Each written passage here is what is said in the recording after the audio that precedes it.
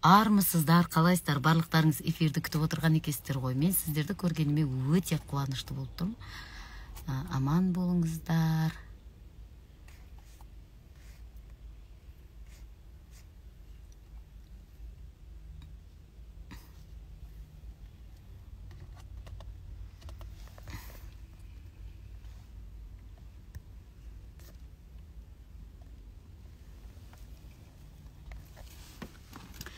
Ой, қаншама халық күтіп отыр екенсіздер. Нұркизет шулатады дейді. Құрметті Азамат мырза, шулатайын деп емес, бұл жерде әрине. Қаншама халық айтып жатыр ғой, ойлайтын шығарсыздар, Наргенжеге не жетпейді? Наргенже халық сыйлайды. Шүкір Аллаға, сіздер сыйлағаннан кейін мен осындай халге жетіп. Бұрын енді мен сіздерге айтайын деген, қазір Бекжанаға кірместен бұрын айтып өткім келіп тұр. Мен бұл ақиқатты біраздан бері іздеймін. Өткен не үшін? Бұрын іздегенімде, мен ол кезде ешкімім жоқтығын Аллаға сыйынып жүре беретінмін. Қазір енді Құдайға шүкір ауқымым үлкен. Көп қаншама сұрайсыздар ғой, неге сіз кеш шықтыңыз? Мен осындай шалыстардан қаншама кеш шықтым.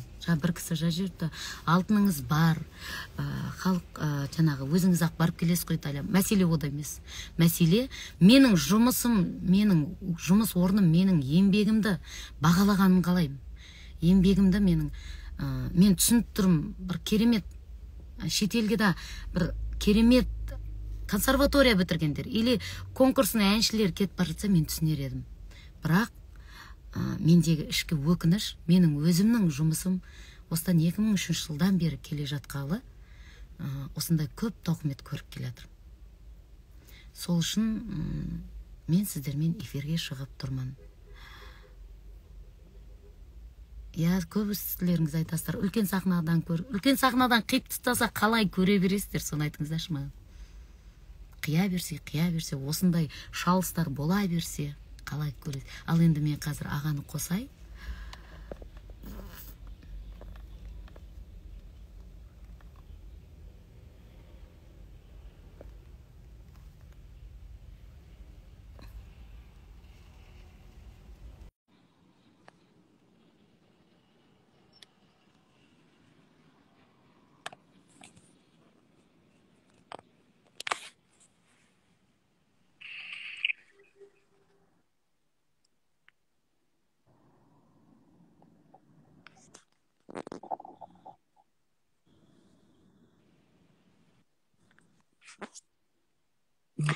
Жанаға?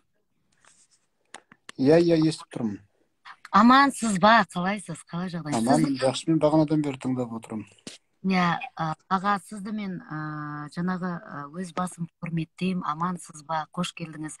Мен сізге өзім өтініш жасап, мен сізді шақырып отырмын. Өйткені сіз шындықты сүйетін аға ретінде мен сізді құрметтеймін. Рахмет сізге, Алла разы болсын. Ал енді аға, мен кішкентай сізге көпте не емес, уақытыңызды алмайым, кішкене уақытыңызды алғым келіп тұр. Аға, мысалға елбасымыз айтып жатады, жаңа Қазақстан құрып жатырмыз деп, дұрыс па? Әділетті Қазақстан құрып жатырмыз дейді. Бірақ аға, естіп жатсыз ба? Естіп отырмын. Әділетті болу үшін, әділетті Қазақстан құру үшін тек қана елбасы или жаңағы министрлік жағынан, или әкімшілік жағынан тек солар ғана әділетті болсын демеген ғой, бірақ әркім өз жұмыс орнында да әділетті болу керек шығар деп ойлаймын. 2019 жылы мен ең алғаш сіздің әйтеуір көмегіңізбен, әуелі Алланың қолдауымен концерт берген болатынмын. Ол кезде де осындай көп андай шалыстар болса да, әуелі Алланың қалауымен жаңағы өткізіп шықтық. Бірақ мен үшін мынандай тарихи сәттен алып тастағаны кішкене қынжылтып тұр, өзіңіз білесіз. Соған енді сізден кішкене жан дүниемді, сіз менімен бірге эфирге шыққаннан кейін жан дүниемді айта алмай да жатырмын аға. Мүмкін енді бұны мен түсіне алмай жатырмын, или көре алмаушылық па, или мен түсінбейтін тағы бірдеңелер бар ма аға, или тым түсіне алған жоқпын. Енді мынау жалпы біз өмір сүріп жатқан қоғамда біз әділетті ойыншыққа, адамды қуыршаққа айландырғанбыз. Сол үшін де президент айтқан шығар, әділетті Қазақстанды жасайық деп. Өйткені әділетсіздік көп. Кейде тіпті осы өнерде әділ сынның әлсіз тартқан тұстарының өзім куәсі болып жүрмін. Сондықтан мен естідім, жаңа сен өзің айтып жатсың ғой,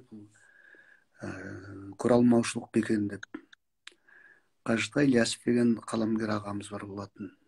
Елдің көбі Асанәлі ағамыздың сөзі деп шатастырып жүр ғой. Жоқ, ол Қажытай Ілиясов ағамыздың сөзі. Өнердің жауы іштарлық, жаны құштарлық дейді. Сол сенің өнерге қаншалықты қалай құштар болып келгеніңді мен өз басым білем. Ең алғаш Алматыда жеке концертіңді беретін кезде де мен сол концертті өткізуге еш ойланбастан келістім. Өйткені қазақтың құндағында туып, тал бесігінде тербелген төл өнері бар. Біз қазір сол өнерді өгейістіп алдық қой.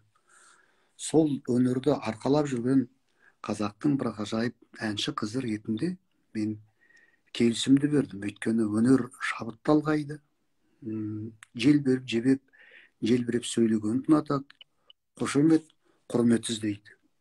Сондықтан осындай қарындасымыз алғаш осы қадам басып жатқан кезде неге қолдамасқа деп өзім барып, өзім батамды берген болатын. Енді өнер болғаннан кейін, өнерде осындай біз өзі қазір шыны керек білімді саудаға, өнерді қалжаға айландырып алдық. Абай атам айтады, мал жұтайды, өнер жұтамайды деген өнерді осылай жұтатып жатырмыз. Оны жұтатып жатқан не? Оны жұтатып жатқан осындай мынау әділетсіздіктер және аяқтан шалушылық. Енді мен білмеймін, бұның қалай болғанын, бұның басында кімдер тұрғанын білмеймін. Бірақ өзіңнен естідім, мен үлкен сахнаға шығатын кезде мені ылғи осындай қиып тастайды деп. Мен сол адамдарды түсінбеймін. Керісінше солар мақтану керек қой, керісінше сондай өнерді көрсету керек. Біз қазақтың осындай әні бар екен, үні бар екен, қазақтың осындай ғажап қыздары бар екен, көрсетуіміз керек қой. Мен баяғыда біз осы театр фестивалімен Белоруссияға барған кезде ағылшынша ойнамақ болдық. Әйтеуір шамамыз келгенше ойнадық. Сол кезде басқа елдер бізге күлген болатын. Бұлардың біз қазақтың үнін естігіміз келеді, қазақтың өзін көргіміз келеді, қазақтың сөзін естігіміз келеді, қазақтың келбетін көргіміз келеді, олардың сахнадағы интонациясын естігіміз келеді деген болатын. Бізде білмеймін енді қалай енді саған осындай әділетсіздік танытып, аяғынан қалай осылай шалып жатқанын мен түсінбедім. Егер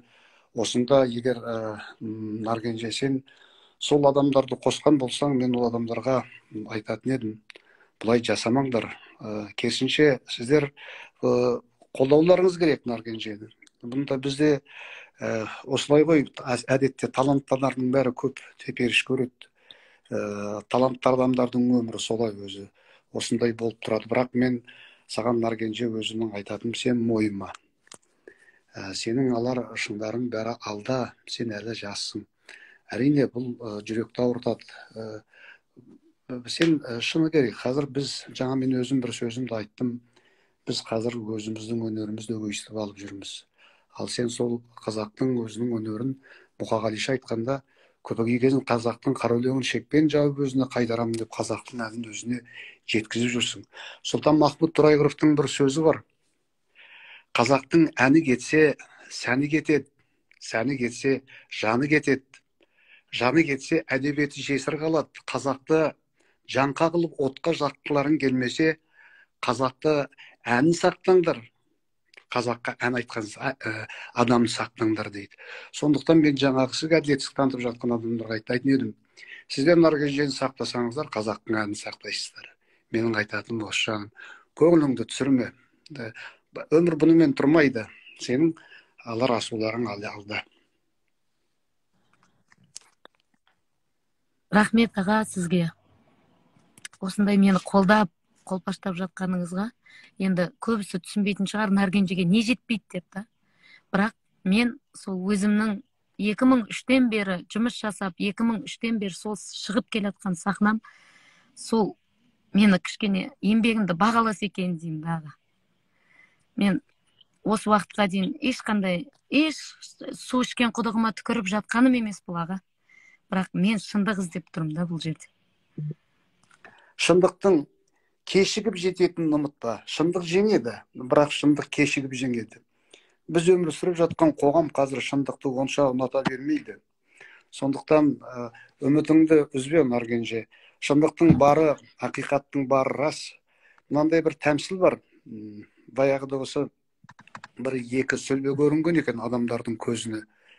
Біреуінің жаңағы екеуінің де бетін тұмшалап алған екен, біреуінің бетін ашса, жаңағы бетінің бәрі жара болып кеткен дейді. Сен кімсің десе, мен шындықпын деп айтады дейді. Бұл неге сенің бетің жара десе, бұл шындықтың қаншалықты бұрмаланғанын көргеніміз ғой деп айтады дейді. Екінші сұлбадан сен кімсің десе, мен ақиқатпын деп айтады дейді. Сен неге бетің тұмшалап алғансың? Ашсашы көрейік десе, жоқ мен ашпаймын. Егер мен ашатын болсам, талай адам торығу мен қорғылдан өліп кететін еді деп айтады дейді.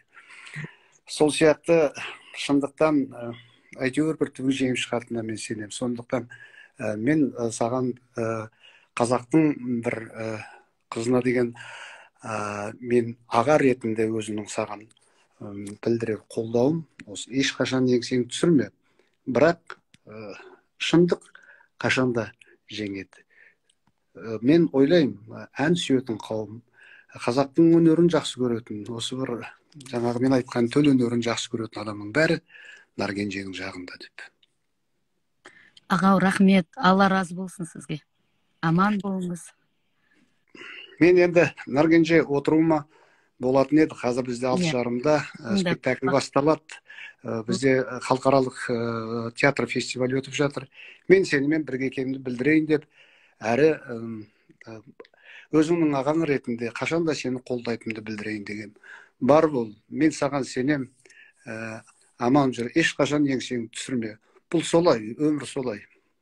Рахмет, аман болыңыз. Сіздің жақсы жаным. берсін бізге. Жақсы жаным. Рахмет.